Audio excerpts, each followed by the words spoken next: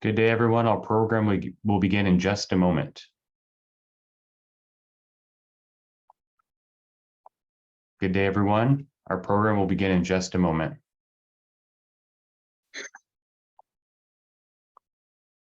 Good day and welcome to Advocacy Anywhere, powered by American Jewish Committee.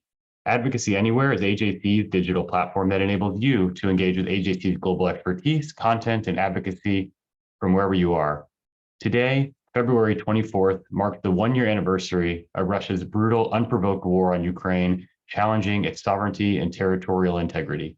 To mark this anniversary, we are privileged and honored to be joined today by Her Excellency Oksana Markarova, Ambassador of Ukraine to the United States. Ambassador Markarova is a dear friend of AJC and a tireless voice for her country's future. After we hear from the ambassador, who will be in conversation with AJC Chief Policy and Political Affairs Officer Jason Isaacson, we will join by a distinguished panel of AJC experts, Simone Rodin-Bezeken, Managing Director of AJC Europe, and Sam Klieger, AJC Director of Russian and Eurasian Affairs. And later in this program, time permitting, we will take your questions. You may email your question to questions@ajc.org. That's questions plural, or you can use the Q&A feature in Zoom. Jason, I turn the floor over to you. Thank you, Daniel. Ambassador, on this dark day of remembrance and reflection and rededication, thank you again for taking the time to meet with AJC, an organization, as you know, that has stood with you and the people of Ukraine throughout this terrible year that is just coming to a close, and we will always stand with you going forward.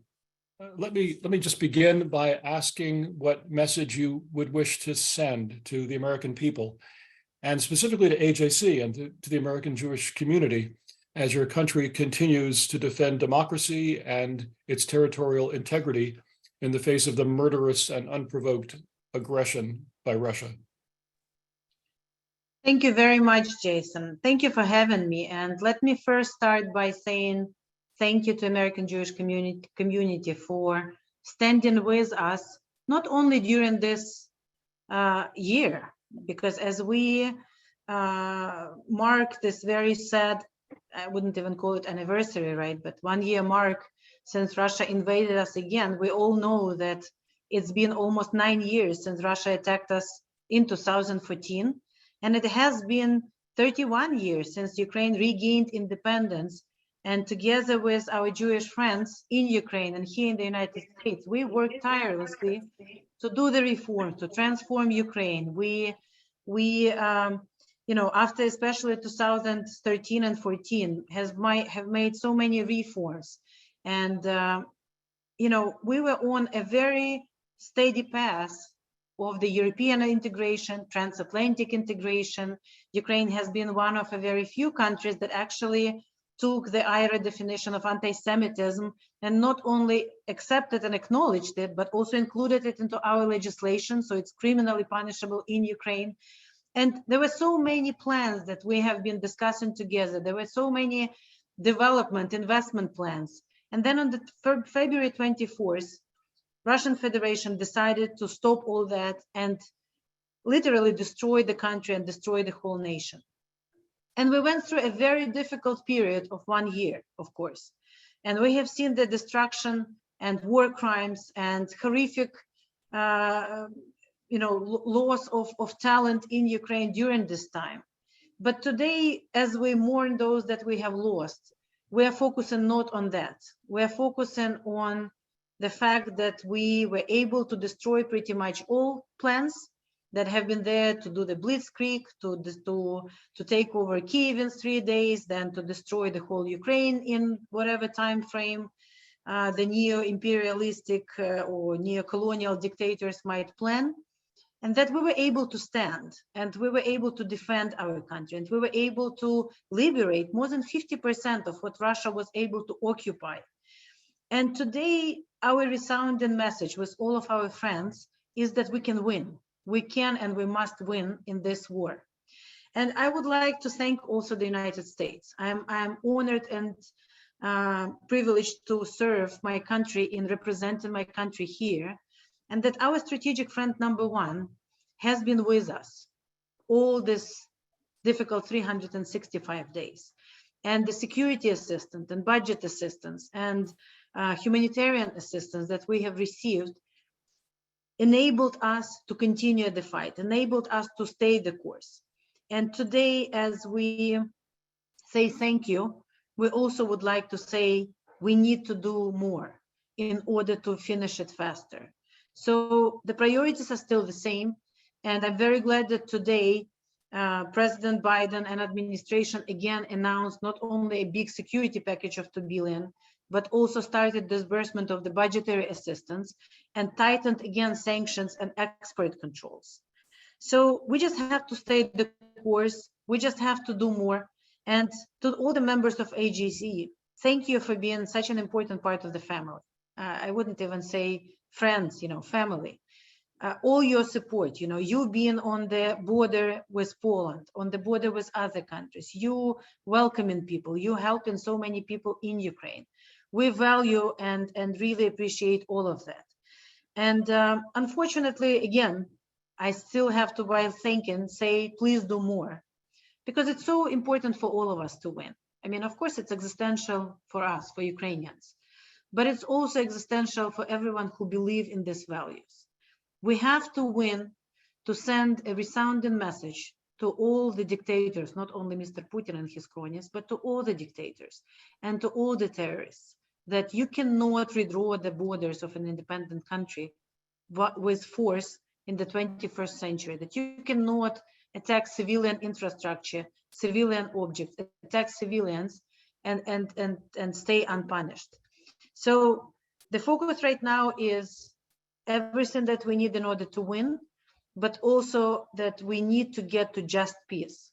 And the President Zelensky 10-step peace formula is something that you saw rallied the United Nations yesterday with 141 countries again voting in support of the resolution. But we need to also work to implement all this formula. So please, thank you for your support. Please continue to do more. And let's hope, as President Zelensky says, that 2023 is going to be a victorious year. Ambassador, thank you for that. Let me pick up on what you were just saying about really the American aspect of building solidarity against Russian aggression. President Biden, in his bold visit to Kyiv at the beginning of this week, and then in his talks in Warsaw that immediately followed that, made it clear that the United States is and will remain steadfast in its support of Ukraine and will continue to rally international efforts to meet Ukraine's defense, humanitarian, and ultimately reconstruction needs.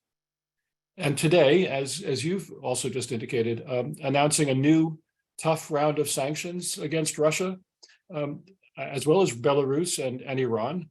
Secretary of State Blinken concluded with these words: "Ukraine is a symbol of freedom for us all. The United States will continue to stand with Ukraine for as long as it takes." So getting more specific, Ambassador, to reclaim territory illegally seized by Russia and bring an end to this monstrous war, what more does Ukraine need? And do you have any concerns about the endurance, the perseverance of Ukraine's international partners?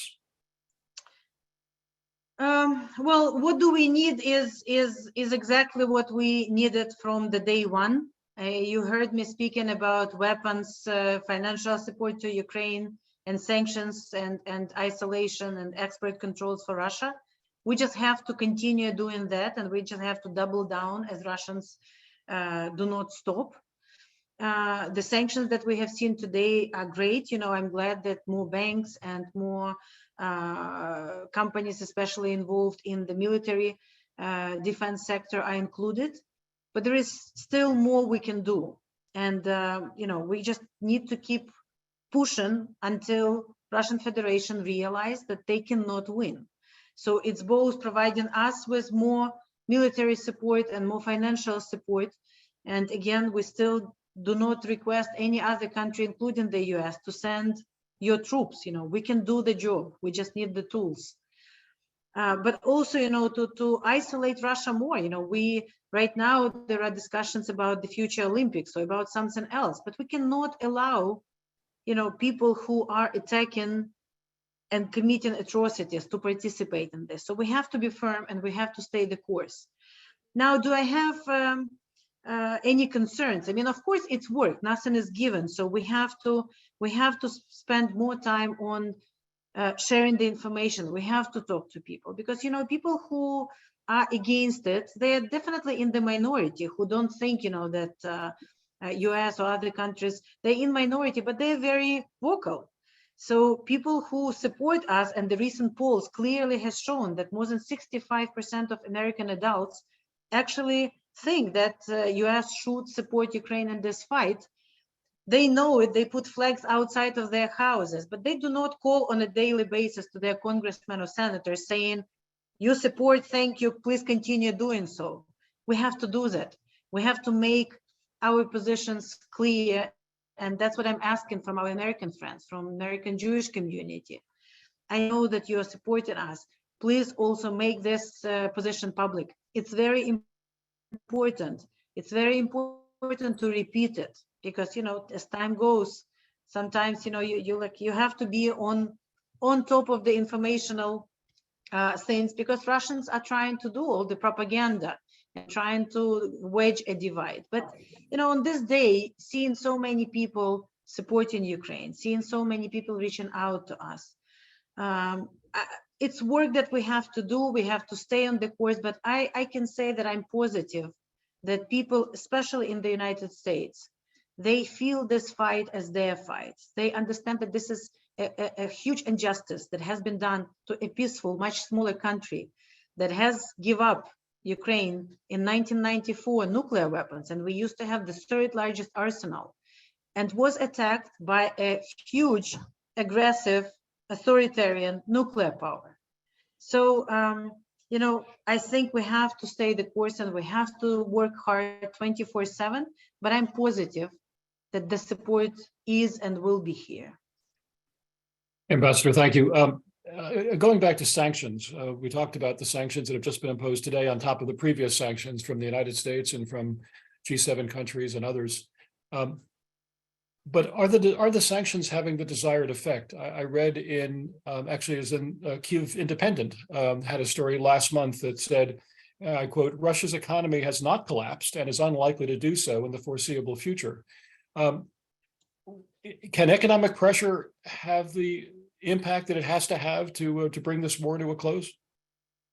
Well, let's say it's not collapsed yet, but look, of course, we all wanted the sanctions to work right away, but Russia is the big country, and it has been quite closed country for some time.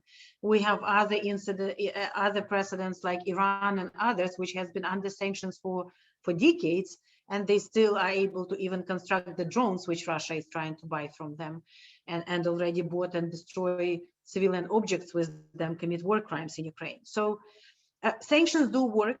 Some of them work faster than others. We already see, and again, there are different types of sanctions. Some sanctions are to punish the individuals for what they have done.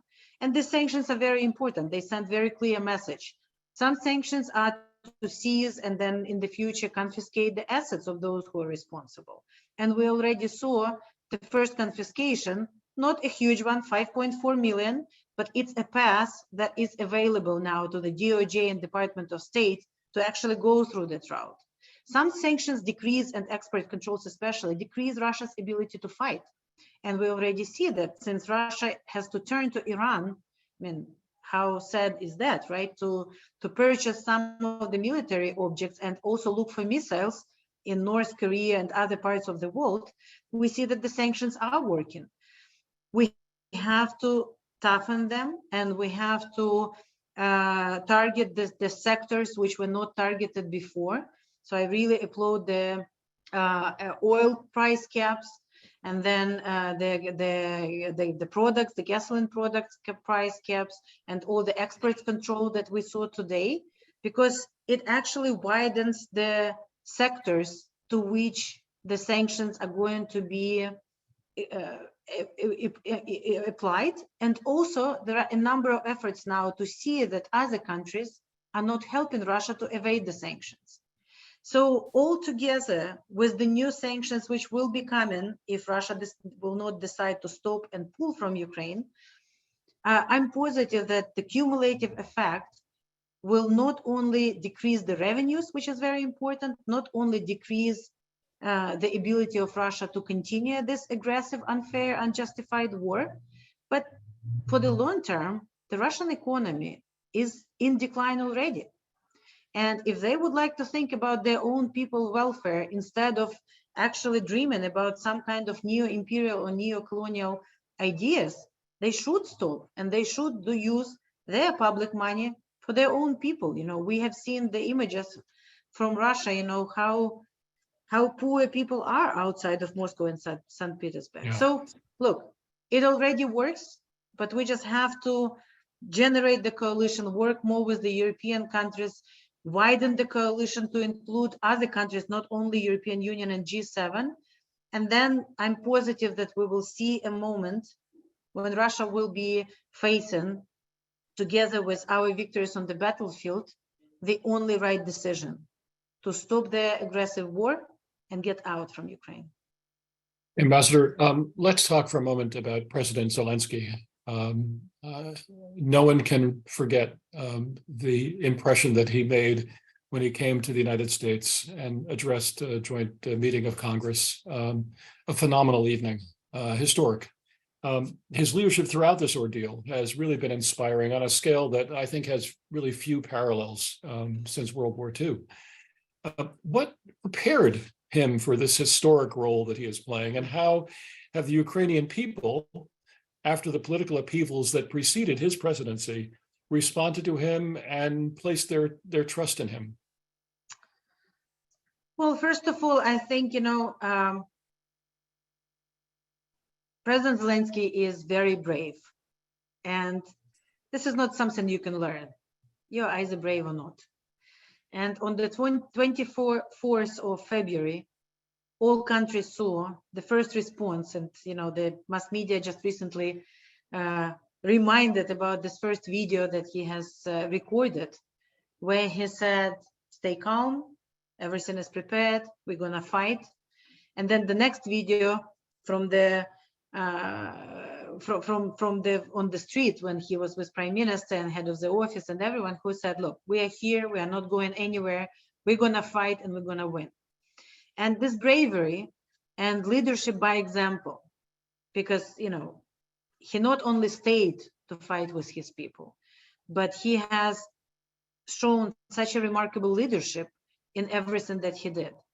And third element is also his communication, that he has decided to talk directly to people, to the people of Ukraine, and it has been vital, you know, especially I remember in the first days and weeks, you know, when everything was so tragic, when there were rockets flying everywhere, when we didn't know, will we get enough support in time? Will, you know, how is it going to be? You know, the destruction, the losses everywhere. To have this communication from president on a daily basis, twice, 3 times a day sometimes, have been that, you know, lifeline that a lot of people listened to and knew what to do. So, you know, we are fortunate to have president leading the country, to have President Zelensky leading the country. And then the First Lady, for the first time in not only Ukrainian history, but in general, the First Lady came to the US, as you remember, and addressed the joint session of the Congress and spoke to both chambers. And while President was not leaving the country for almost a year before his historic trip to Washington, D.C., the First Lady did a lot of external diplomacy.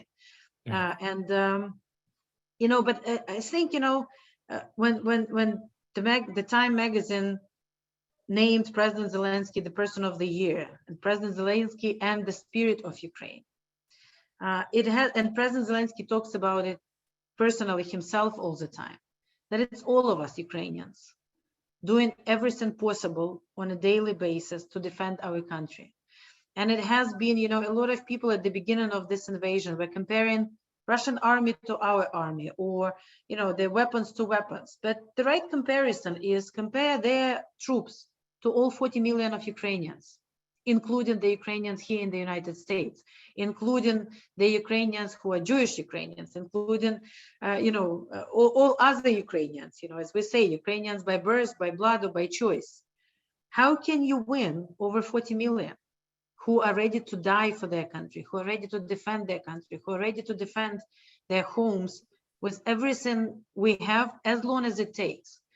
And I think, the historic visit of President Zelensky here, when he came from Bakhmut on the front lines, through all Ukraine, all the way to Washington, D.C., and historic visit of President Biden, all the way to Kiev, and being on the President's Day, together with our president, at the alley where they pay tributes to the Heavenly Hundred, and discussing everything which you can only discuss in person. And we see the results of these discussions right after December and right now. Sends very clear message that not only Ukrainians are ready to fight as long as it takes for us to win and more, but also US, as our strategic partner number one, strategic friend number one, has also been very clear that America is with us as long as it takes. And we really appreciate it, and we count on this support, and it will enable us to win. Ambassador, I know your time is limited. May I ask you just one more question?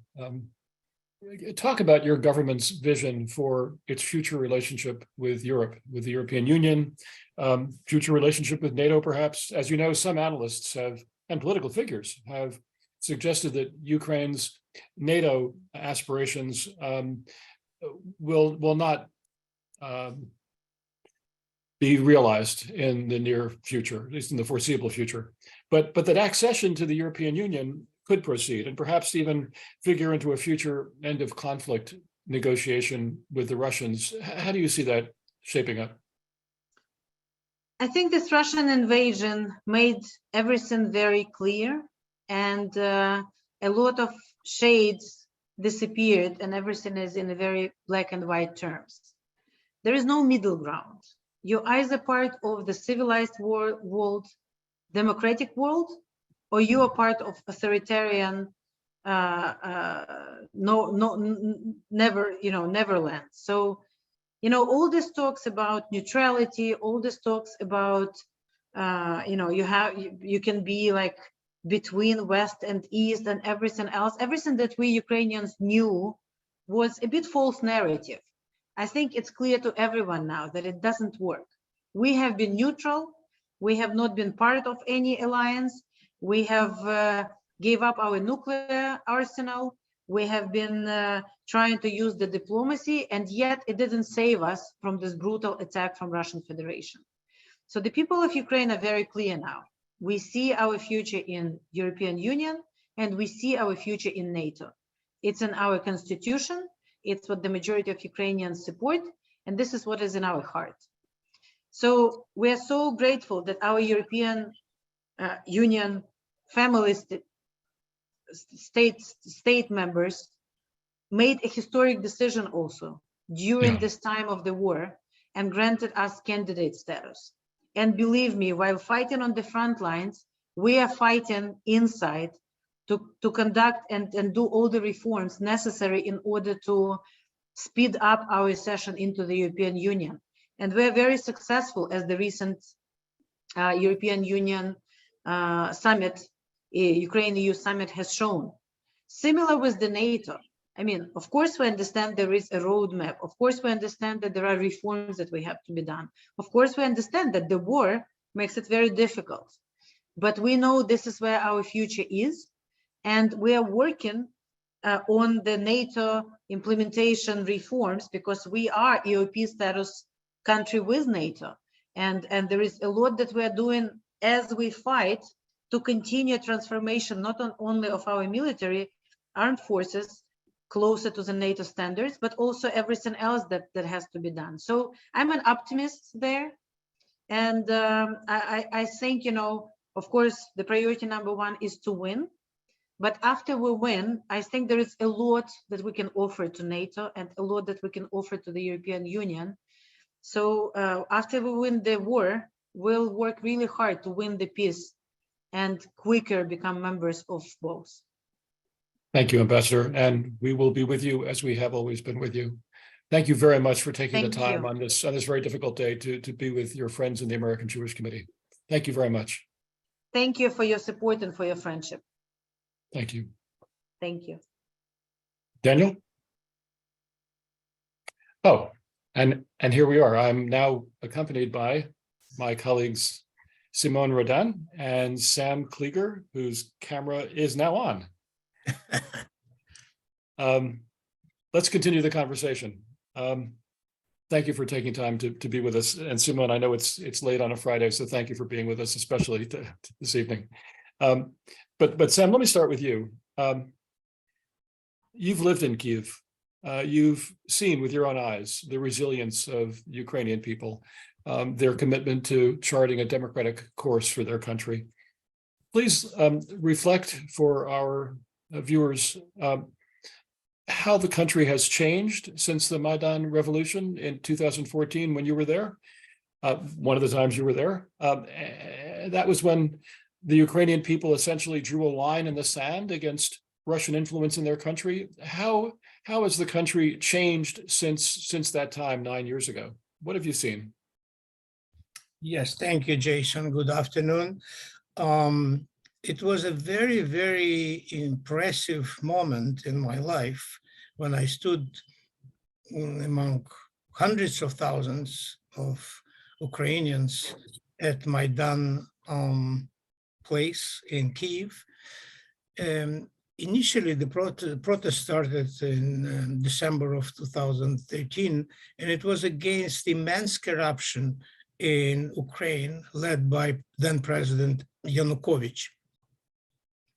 So the dynamics of the Maidan Revolution started with the protest against corruption, and it turns absolutely in a different way, unexpected way. It was an aspiration for get rid of this kind of a post-Soviet Union mentality and get into European mentality, to become more Europeans.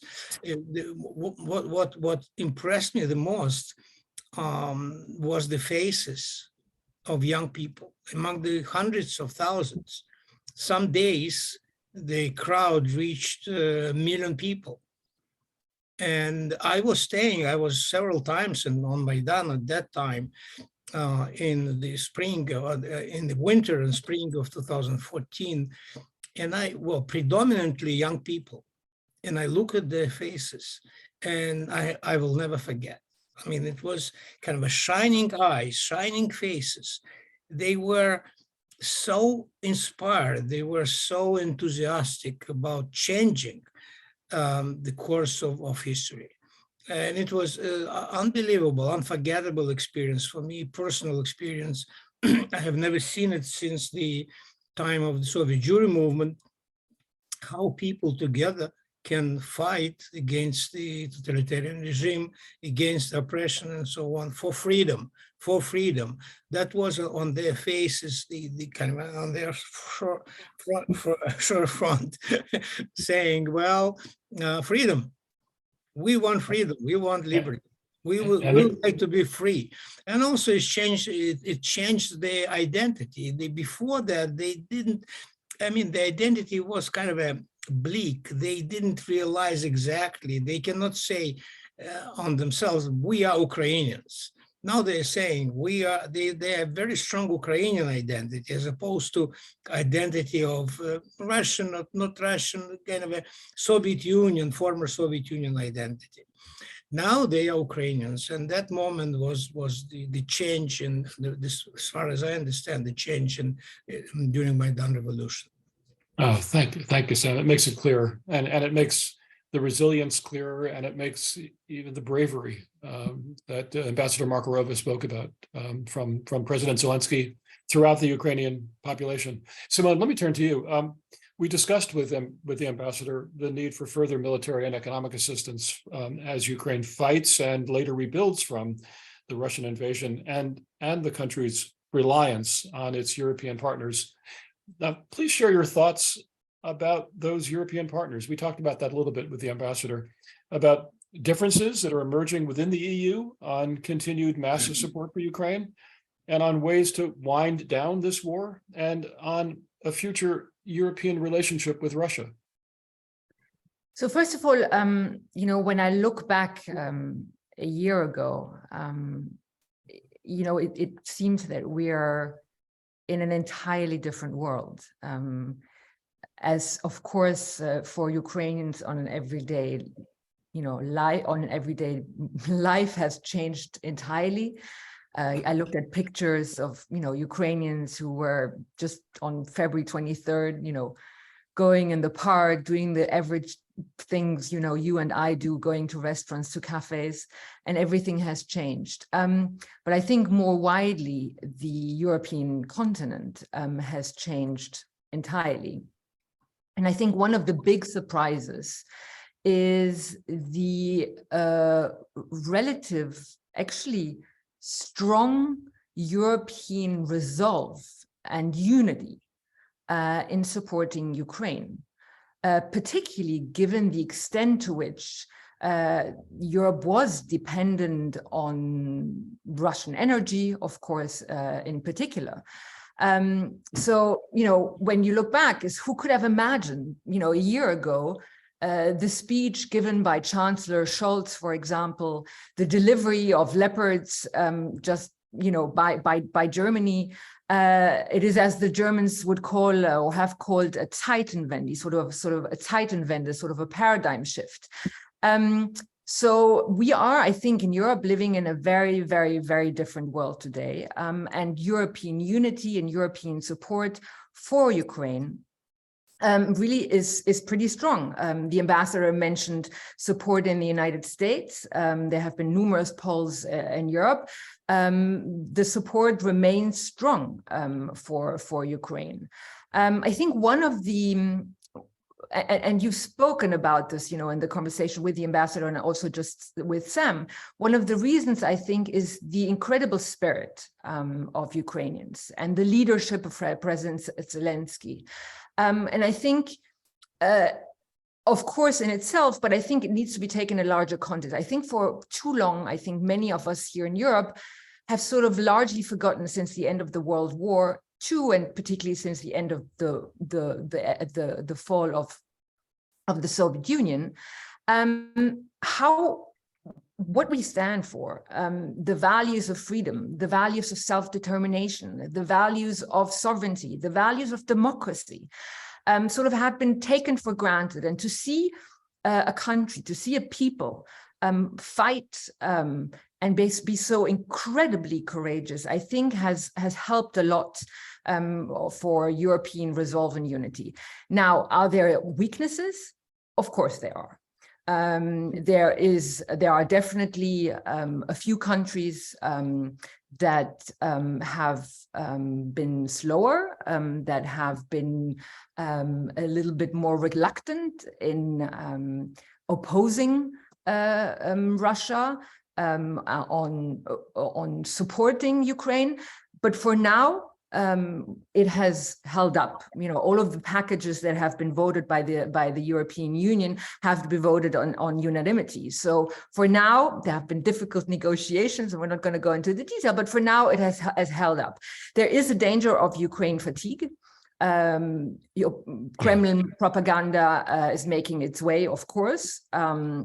We have shut down most of the propaganda channels from Russia Today to Sputnik, etc., in the European Union.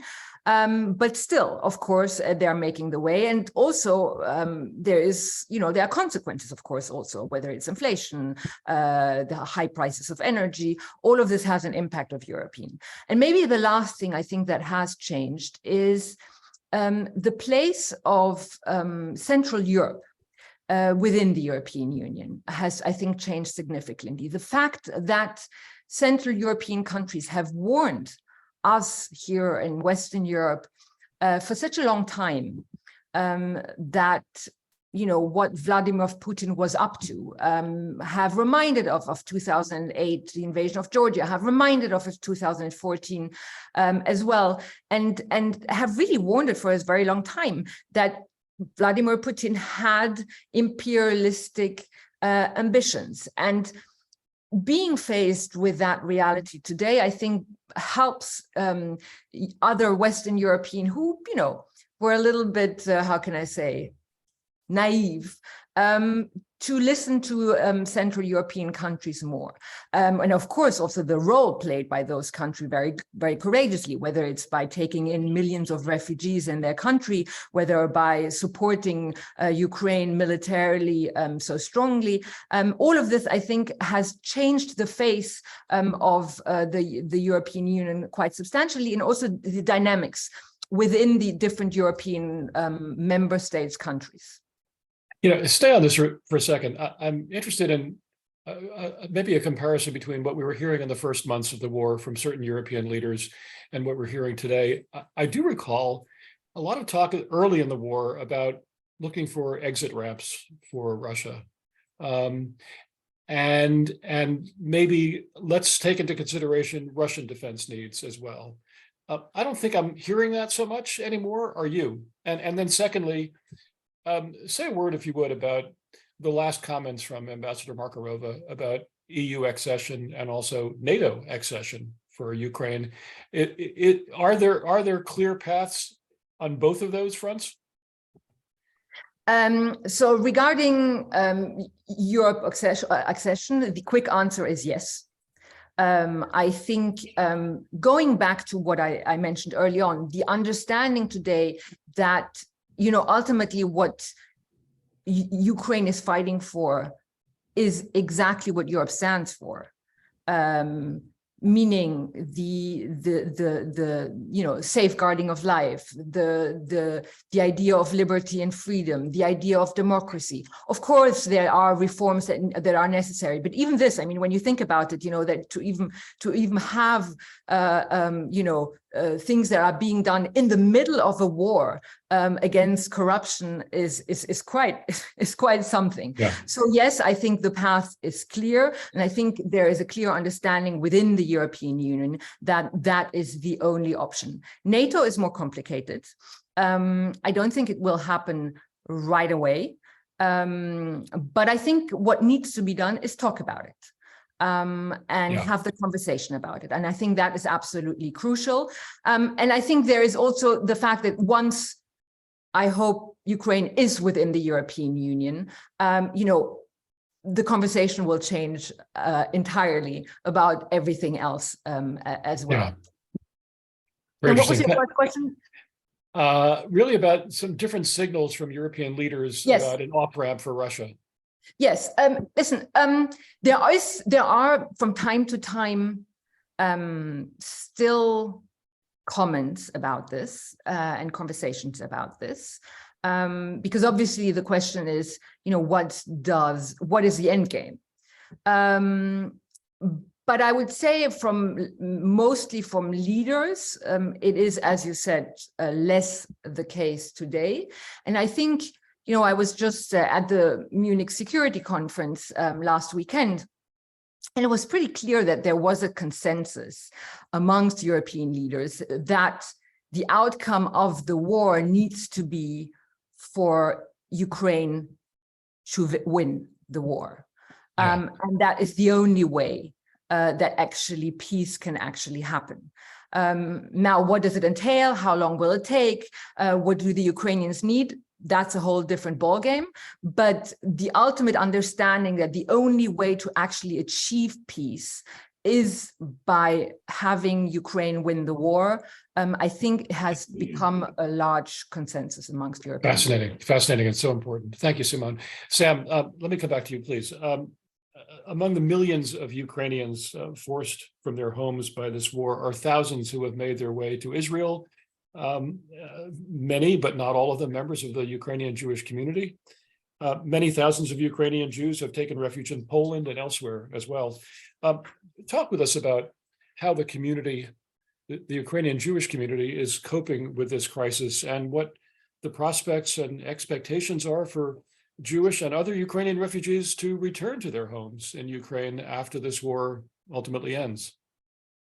Well, Jason, first of all, I'm also optimistic that the Jewish community of Ukraine will exist and will continue to exist after the war, and that's important because otherwise I cannot imagine Ukraine without Jewish community. Very hard to imagine. Well, let me give you a couple of figures. About 13,000 Ukrainian Jews made Aliyah to Israel as of the end of this year. Another about 10,000, nobody knows exactly, they resettled in other countries, in European countries, some of them in the United States. I know some families, they just came recently. Another non-Jewish group, about 15,000, reportedly were received by Israel as non-citizens, but temporary refugees. Mm-hmm. So the Jewish community works very hard.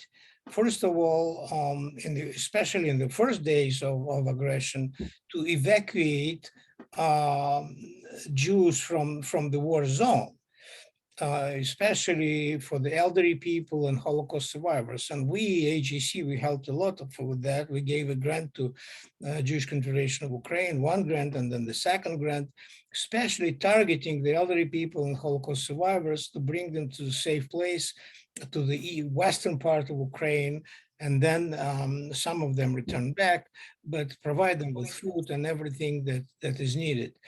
That was this segment of the Jewish community. Different segments, we also help non-Jewish organizations that help Jews as well, among others.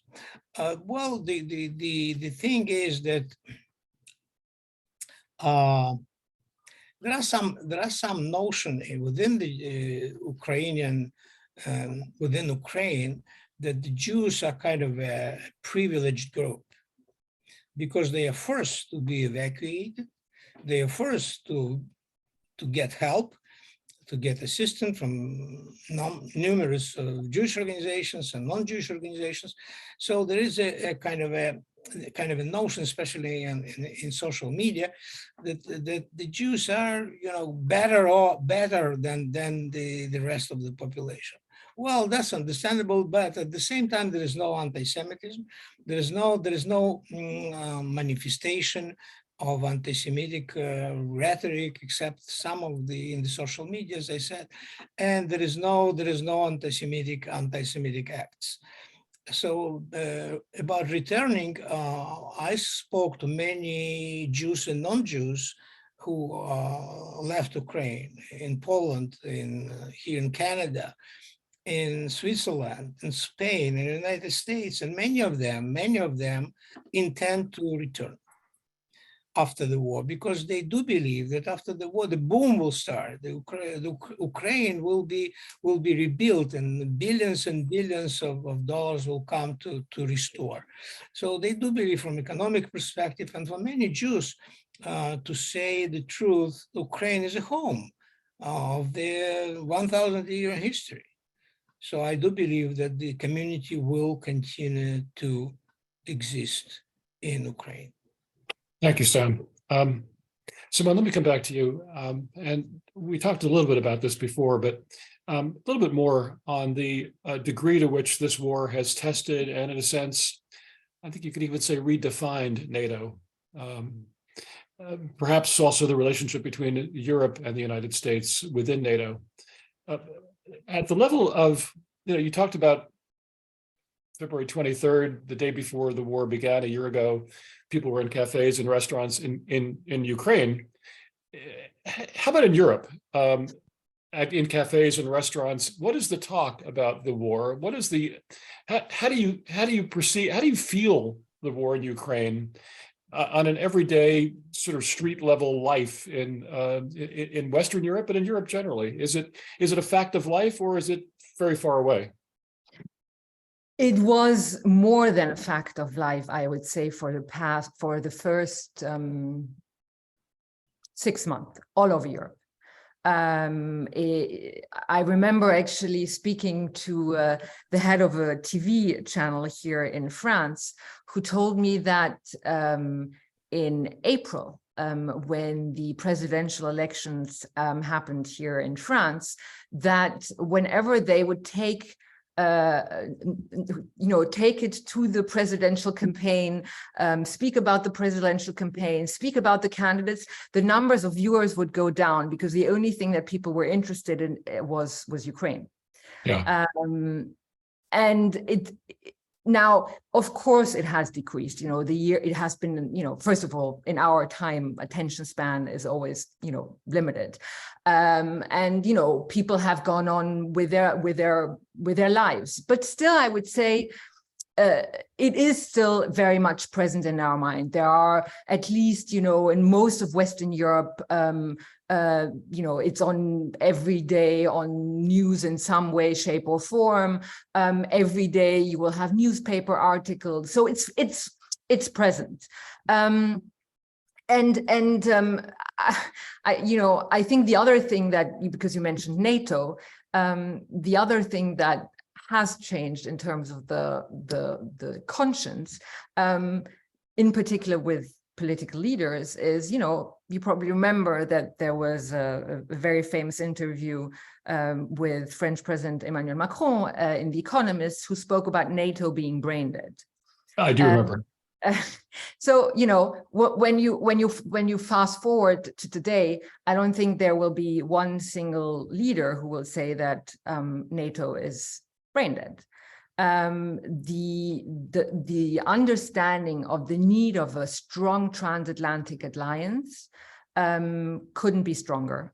But at the same time, I think it has also really awoken the idea of the need of geopolitical strength in Europe, which really hadn't existed. I mean, we were a continent which was, for the past decades since World War II, based on peace and economic and social prosperity. And so the idea to actually be a geopolitical powerhouse, to need to have, a coherent defense mechanism, just didn't exist. And so we are clearly seeing, as I mentioned early on in German, the idea of a Zeitenwende, the idea of a real and clear paradigm shift. It's at the same time within, I think, of course, the leaders, government leaders that we have, but I think it's also in people's minds.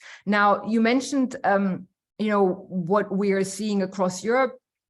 For everyday people, I don't think today there is one single city or capital that is not with the flags or with the lights on of the Eiffel Tower or the Senate in Rome or the whatever in Warsaw.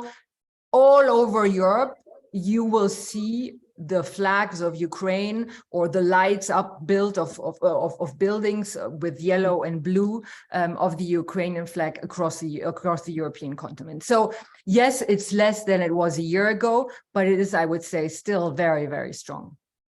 And in terms of energy prices, of inflation in general, feeling an effect on a day-to-day basis? Absolutely, without a doubt, which is, of course, not unexpected. Actually, less than we thought. When the inflation started to grow and the energy prices started to grow. I mean, we were talking about not being able to heat ourselves. We were talking about having prices up, 50-60%. The catastrophic scenarios that were written early on thank God, are not a reality today. Yes, there is inflation. Yes, energy prices are up. But I think to a great extent, we have shown resilience. We have shown, and the European Union as a political, economic, and social project has shown that, when they actually get their act together and decide to, put certain policies in place, and when there's sort of the instinct of self-preservation that kicks in, we can actually be extremely, extremely effective. Now, that being said, yes, there is inflation, and yes, there is growing economic hardship across the European continent, and in some countries more than others. So this is something we will definitely have to watch closely, because obviously we know that of course, economic hardship is terrible in itself, but it also creates, of course, usually terrible political consequences. Yeah, as history has shown us. Sam, let me turn back to you. Say a few words about, if you would, the Jewish community of Russia and how it has been affected by the war. Of course, we also saw months ago the departure of Rabbi Pinchas Goldschmidt, the chief rabbi of Moscow. He's been quite critical of the war and therefore really couldn't stay in Moscow. What of the rest of the Jewish community's leadership and the Jewish communities of other former Soviet republics, former Soviet countries? Thank you, Jason. Very important question. Russian Jewish community Jewish community in Russia is quite big. It's probably one of the biggest Jewish communities in the world. But as a matter of fact, 33,000 Jews from Russia made Aliyah to Israel by the end of this year. And it speaks for itself. Russian Jews are fleeing. Well, there are many challenges, of course, for them. Especially, I realize there are challenges for those families with children of 17, 18 years old and older that could be drafted to the army and sent to the front line, which is a terrible scenario for many families. So they are trying to emigrate, to go to Israel mostly. There are long lines in the Israeli embassy in Moscow. So some are doing a trick called emergency aliyah. They took a flight from Moscow to Tel Aviv as tourists, and then they on the ground they apply for Israeli citizenship. There are also thousands of these people, these families, because as I said, they're afraid of what's going to happen. The Jewish community, I watched live on January 27 the meeting with Putin and the leadership of the Jewish community, Rabbi Ber Lazar and Rabbi Barada. They met in Kremlin during the Holocaust Remembrance Day. And Putin told them, we will never forget, we will always remember, we will continue to fight, and so on. But there was no word about Ukraine, no word about denazification, nothing like that. Privately, I spoke with some leaders of the Jewish community there, and they said mostly, especially the Chabad group, they said mostly they don't feel direct pressure from officials to support the war. The Jewish community issued a statement against the war, calling basically for peace, not directly condemning the war, but calling for peaceful resolution. And there is no significant acts of manifestation of anti-Semitism in the social media and so on.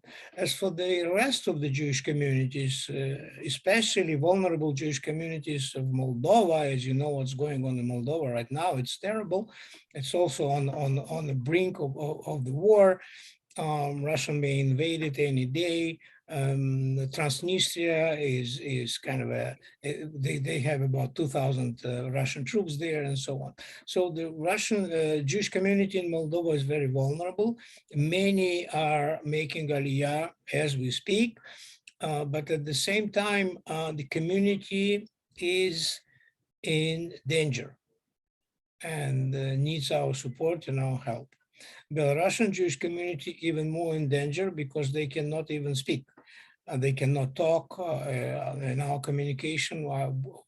I didn't mention any political questions. They didn't address any political questions. But again, they face the same challenge that Russians. If they have families with male children age 17 or 18, they are very much afraid that they will be drafted to the army, to Lukashenko army, and maybe eventually go to the front line. So basically, that's a big challenge. And the combined community of the countries of these European countries, European part of the former Soviet Union, together combine about 500,000 people and even more. and they are vulnerable. And I assume that having to choke back their rage about Vladimir Putin talking about Nazis in Ukraine must be just a torment for them every day, in addition to all the other dangers that you're talking about. I'm afraid we're going to have to turn off this part of our conversation. We have a couple of questions that people would like to ask. And so, Daniel, let me bring you back into the conversation and ask you to pose those questions to our panel. Thank you, Jason. I'll have two questions in our limited time remaining before I turn it back over to you. But our first is from Jennifer Elias in Toronto, Canada. You spoke a little bit about how the war strengthened and invigorated NATO, but understanding that this is the case, there are also many countries, including some US allies like the UAE, Turkey, and even Israel to an extent, that are not engaging at the level that Ukraine would like. How do you square these two things that are happening simultaneously? And then the second question, which I'm sure we'll get a quick answer, is from Larry Berger in Washington, D.C. Are we in a new Cold War? Simone, maybe we'll start with you. In 4 minutes. Yes, so I'll do it very quickly. I'll try and answer the second one. I think that first of all, I think it's a hot war. It's not a Cold War. But yes, to some extent, there are certain elements that resemble also the Cold War. But in terms of the separation of the world, of where different countries stand and what the different countries try to defend. And I think most importantly, it goes back to the idea of what the West, what American leadership is trying to defend. It's the idea of trying to make sure that the world as we have constructed since World War II is not going to fall apart, and that we are not entering into a new world order, because I think none of us would want to see that world order. And the first question that you posed, Daniel, if I could just take a very short swing at that. Very complicated situation, a number of countries that you cited, and there are others as well, strategic partners or allies of the United States, have different roles in their relationship to the war in Ukraine, typically voting against Russia in United Nations efforts and in the effort to bounce Russia out of the various forums and agreements, and penalize and impose various kinds of sanctions, but at the same time providing humanitarian assistance. In the case of Israel, has been very generous and continues to be in providing humanitarian assistance to Ukraine, but also providing other kinds of aid that are harder to talk about, certainly in a public discussion, but that will help Ukrainians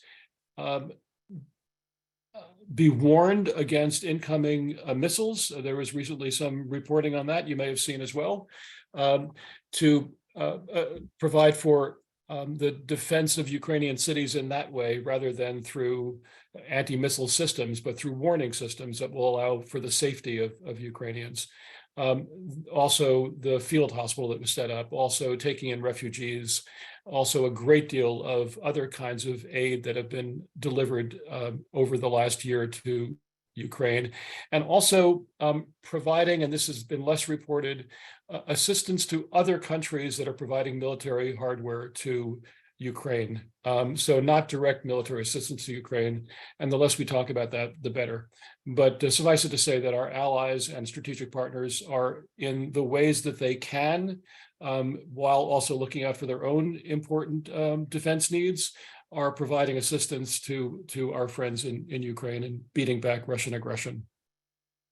And I think we are pretty much at time, Daniel, unless there's time for anything else. I think we'll have to conclude here, Jason.